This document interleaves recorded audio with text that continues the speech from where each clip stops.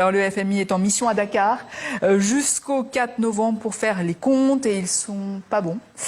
Le Sénégal fait face à un casse-tête budgétaire inédit, une dette cachée de plusieurs milliards de dollars. Alors, quelles conséquences, Aurélie, pour l'économie et la nouvelle présidence? Alors oui, Nidia, c'est une affaire aussi financière que politique. Ces milliards de dollars de dettes non déclarées hissent le Sénégal parmi les pays les plus endettés du continent. Bassirou Diomaye Faye joue ici sa crédibilité, à minima économique. En effet, au Sénégal, l'addition de la dette cachée arrive maintenant à échéance et c'est bien lui qui va devoir la régler, même si c'est pas lui qui a contracté la dette. Et alors que le FMI est une nouvelle fois en mission à Dakar, l'institution doit trancher ce dossier explosif, très attendu ces dernières semaines. L'issue de la procédure dite de misreporting, la mauvaise déclaration, est imminente et elle conditionnera un nouveau programme avec le Fonds monétaire. Et très concrètement, à combien évalue-t-on aujourd'hui la dette réelle du Sénégal ? Alors, on situe l'endettement du Sénégal proche de 119% du PIB à fin 2024, selon le dernier inventaire, contre environ 74% officiellement déclarés par l'administration de Macky Sall fin 2023. On parle d'une dette non déclarée qui est évaluée désormais à plus de 10 milliards de dollars. Selon le dernier rapport d'audit, initialement, la Cour des comptes tablait sur 7 milliards en mars. C'est énorme, c'est un tiers du PIB du pays. Il s'agit même du cas de la plus importante fausse déclaration de l'histoire du FMI.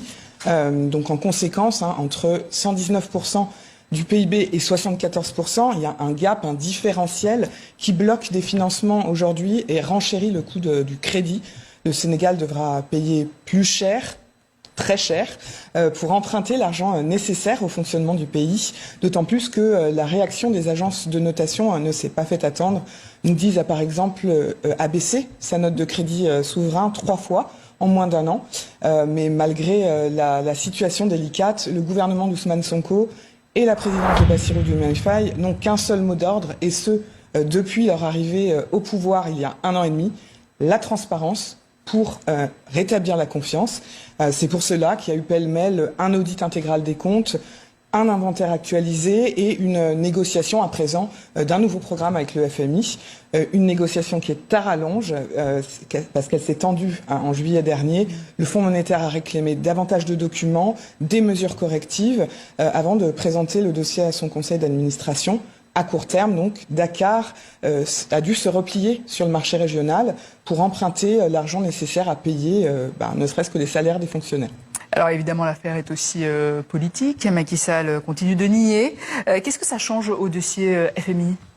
Bon alors, Macky Sall, c'est plus le président en exercice. Les dénégations de Macky Sall ne concernent finalement que l'opinion publique. Il rejette la notion même de dette cachée, un non-sens, il dit, et dénonce une instrumentalisation par ses adversaires. En face, l'équipe au pouvoir, elle défend un nettoyage des comptes après des années d'endettement au-delà du budget. Mais pour le FMI, lui, c'est des données vérifiables. Au sein de l'institution, on attend des chiffres consolidés, des remèdes, un cap budgétaire pour débloquer un nouveau programme. Et c'est pas anodin, puisque, pour rappel, ce sont 1,8 milliard de dollars qui avaient commencé à être décaissés en juin 2023 dans le cadre du précédent programme. Il a été suspendu tout net dès la révélation de la dette cachée. Donc concrètement, si on regarde les conséquences économiques pour le Sénégal, les effets, ils se ressentent déjà au niveau des grands projets structurants du pays. Par exemple, pour le BTP, rien n'a démarré depuis 18 mois, car les caisses de l'État sont vides.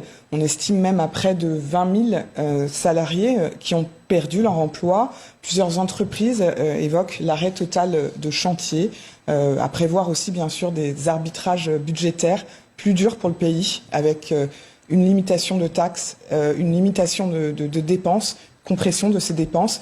On va réviser des taxes, on l'a déjà vu pour le numérique. Donc pour le FMI à Dakar, l'enjeu est vraiment double. Il faut clore proprement ce dossier des fausses déclarations. Et puis il faut sécuriser un nouveau programme compatible avec la reprise attendue des recettes hydrocarbures. Donc pas de chèque en blanc bien sûr, mais un cadre pour éviter le pire, un trou de financement, et puis peut-être aussi un signal négatif pour l'ensemble de la sous-région. Merci Aurélie Mbida pour cette chronique éco.